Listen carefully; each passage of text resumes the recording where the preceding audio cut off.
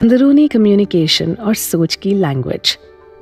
शाह के पंडित ने कहा था कि ज़्यादा बात करना खतरे का कारण है। बदकिस्मती से बचने के लिए चुप्पी एक बढ़िया जरिया है। बात करने वाला तोता पिंजरे में बंद होता है और जो पंछी बात नहीं करते वो आसमान में बेफिक्र होकर उड़ते हैं। जो लैंग्वेज आप इस्तेमाल करते हैं उसका डायरेक्ट इम्पैक्ट आपके थॉट और मेंटालिटी पर पड़ता है। खुद के इंटरनल कम्युनिकेशन से आप पॉजिटिव थॉट्स जगा सकते हैं। अंदरूनी आवाज़ों की ताकत को समझें। आपके आंतरिक मन की अपनी एक टोन और वोकैब्युलरी होती है। बहुत बार हम जो कहना चाहते हैं और हम जो कहते हैं वो एक दूसरे से काफ़ी अलग होते हैं, लेकिन उनमें रिजल्ट एक जैसे मिलते हैं। अगर आप गुस्से से जुड़े शब्दों में सोचेंगे तो आपके इमोशंस इफेक्ट होंगे। आप जैसा सोचते हैं वैसा ही महसूस करते हैं। आप खुद से या दूसरों से बात करने के लिए जिस भी लैंग्वेज का सिलेक्शन करते हैं उसी लैंग्वेज में आप सोचने भी लगते हैं। आप किन शब्दों का और कैसी टोन का इस्तेमाल करते हैं वो भी आपकी सोच को अफेक्ट करती है।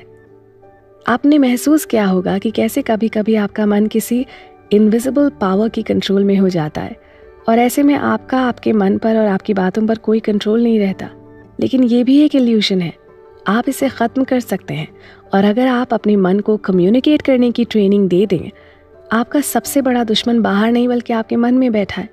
लोग बहुत समय लगाते हैं खुशियाँ हासिल करने में, चाहे वो नौकरी हो, रिश्ते हों या कुछ, लेकिन कुछ वक्त की खुशी पाने के बाद वो फिर से वैसे ही हो जाते हैं जैसे पहले थे।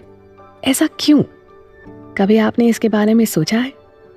इसके जवाब को जानने के लिए आपको इन बातों को समझना होगा जो मैं अभी आपको बताने वाली हूँ। अगर आप भी ऐसा करेंगे तो ये सारी बातें आपके साथ हो सकती हैं। आप पूरा दिन टीवी देखते रहते हैं और ख़ुद के बारे में बिल्कुल भी नहीं सोचते हैं। आप न्यूज़ पढ़ते हैं और फिर डिप्रेस हो जाते हैं। आप हमेशा उन लोगों की शिकायत करते हैं जो आपको पसंद नहीं है। मैं नफ़रत करती हूँ या मैं ये नहीं सह सकता जैसे शब्दों का इस्तेमाल करते हैं। किसी और को अपनी हालत और दुखों के लिए दोषी ठहराते हैं। लोगों पर चिल्लाकर अपना गुस्सा जाहिर करते हैं। हमेशा सोचते हैं कि यही सही तरीका है जो आप करते हैं। अगर आप भी ऐसा करते हैं तो आपके एक्शंस हमेशा आपको हरा देंगे। आपको उनसे जीतना होगा। अपने मन के दुश्मन को पहचानिए। हमारा मन एक शैतान जैसा है और जैसे ही आप इस शैतान को पहचान लेते हैं आप सब कुछ बदलना भी सीखने लगते हैं। तो आपको जो पसंद है ना वो काम करें। दिन की शुरुआत में इसके लिए एक शेड्यूल बनाएं। इन्हें बाकायदा लिखें। के लिए 30 मिनट का शेड्यूल बना सकते हैं, जैसे 30 मिनट तक एक्सरसाइज करें, पेंटिंग करें, कोई म्यूजिकल इंस्ट्रूमेंट बजाएं, अपने आइडियाज़ को लिखें, अपना पसंदीदा खाना बनाएं। ऐसा करने से आप खुशी से भरे रहेंगे। मतलब जो आपको पसंद है ना वो करें। फिर देखें कैसे नेगेटिव थॉट्स आपकी ज़िंदगी से भागने लगेंगे। अपने विचारों और फीलिंग्स के बारे में शांति से सोचें। हम सब पूरे दिन के काम के बाद थके हुए होते हैं और ऐसे में हम चाहते हैं कि सीधा बिस्तर पर लेट जाएं, लेकिन बिस्तर पर जाने से पहले 15 मिनट खुद के बारे में शांति से सोचें। इस समय के दौरान आप अपने जीवन के कुछ एस्पेक्ट्स पर ग्रैटिट्यूड के साथ विचार कर पाएंगे। खुद से ये सवाल पूछें, मैं यहाँ क्यों हूँ? क्या नेगेटिविटी मैं इस पल महसूस कर रहा हूँ? मैं किससे प्यार करता हूँ? अपने मन से बात करने की आदत बनाएं। आपको बाकी दुनिया के शोर शराबे से बचना होगा। आप इसको करते समय मेडिटेटिव म्यूजिक भी सुन सकते हैं या फिर शांति से बैठे रह सकते हैं। इसको शुरू करने के लिए आपको एक quite state of thought awareness develop करनी होगी। फिर प्रैक्टिस से आप इस पर महारत हासिल कर सकते हैं। हमारे लीडर्स को ये करना आना चाहिए क्योंकि इससे वो प्रेशर के दौरान ओवर रिएक्ट करने से बच सकते हैं। खिलाड़ियों को भी आना चाहिए ताकि वो प्रेशर के समय विचलित ना हो। अपने अंदर एक शांत घर बनाएं जहां आप कभी भी जा सकें। में छोटे चेंजेस करने से मिलने वाले रिजल्ट में भारी बदलाव आते हैं। आपको अपनी सोच को पॉजिटिव तरीके से पेश करना होगा अगर आप कम्युनिकेट करना चाहते हैं तो। आपके वर्ड्स आपके एक्सप्रेशन की अहम कड़ी हैं। आपके वर्ड्स आपको बनाते भी हैं और बिगाड़ते भी हैं। एक पॉजिटिव एक्टिव एनकरेजमेंट बोलने और सुनने वाले के लिए बराबर महत्व रखता है। वो समय याद करें जब आपकी किसी अचीवमेंट पर आपको किसी ने एनकरेज किया था। आपको उस वक्त कैसा लगा था? उस समय को याद करें और फिर देखें कि आप कैसे लोगों की सोच से कनेक्ट होते हैं। आप सिर्फ खुद की ही सोच को नहीं बल्कि औरों की भी सोच को इन्फ्लुएंस कर सकते हैं। यही एक असली लीडर की पहचान भी होती है।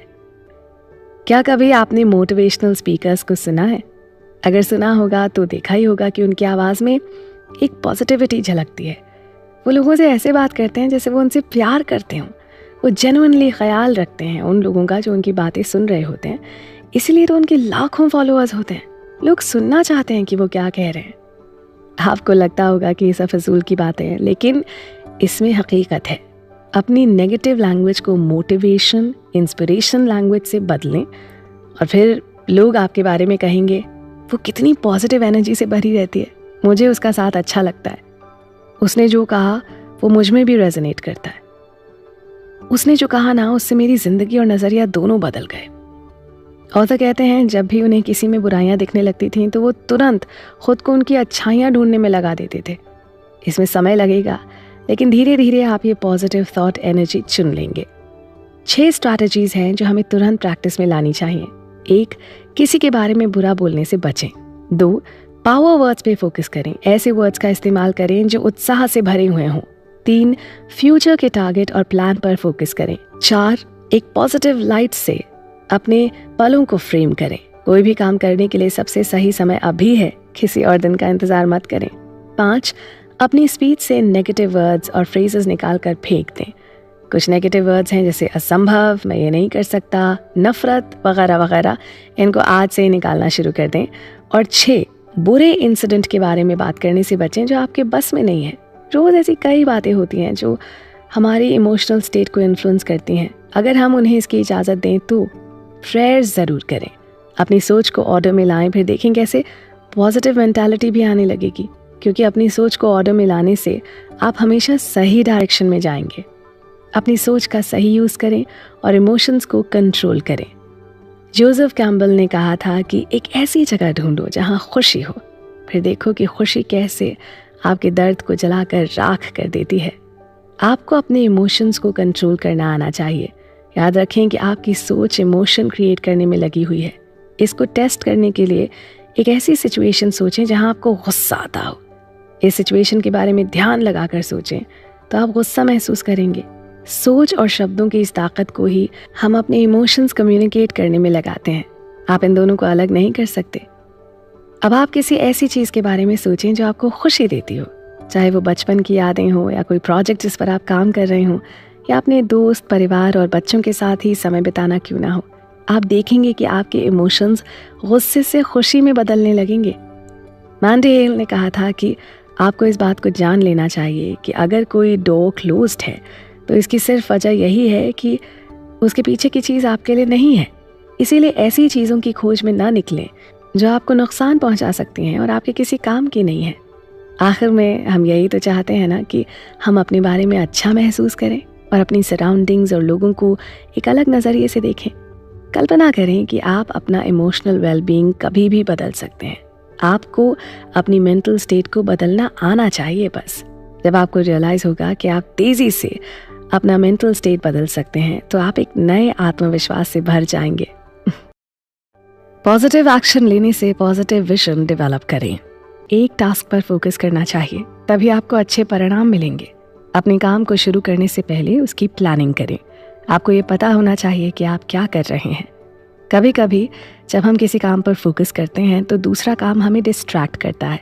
ये अक्सर लोगों के साथ होता है। इससे आप किसी भी काम को सही ढंग से पूरा नहीं कर पाएंगे। आपकी एंग्जाइटी बढ़ेगी और आप अपने इमोशनल प्रोग्राम से डिस्ट्रैक्ट हो जाएंगे। जल्दी ही किसी भी काम से आप बोर होने लगेंगे। इसलिए आपको एक काम पर फोकस करना चाहिए। जब आपको पता होता है कि आप क्या कर रहे हैं और इससे आपको क्या रिजल्ट मिलने वाला है तो एंग्जाइटी वगैरह आपसे कोसों दूर रहेगी। हमेशा अपने पसंदीदा काम करें जो आपका गोल है। अपने गोल को लिख कर रख लें। जब आप अपने गोल को लिख लेते हैं तो उसे अचीव करने में ना बहुत हेल्प मिलती है। अगर आप किसी चीज़ को लेकर बहुत परेशान हैं या पहले से एंग्जाइटी के शिकार हैं तो आपको टेंशन लेने की ज़रूरत नहीं है। आप अपने दिमाग को फिर से रीट्रेन कर सकते हैं।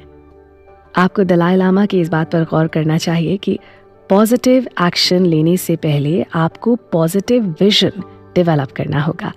इसका सबसे अच्छा तरीका यही है कि अपनी नेगेटिव थिंकिंग को बाहर फेंक दें और अपने थॉट्स को कंट्रोल करें। इंसान को कभी ना कभी ये बात पता चल ही जाती है कि वो अपनी आत्मा का मास्टर है और अपनी जिंदगी का डायरेक्टर।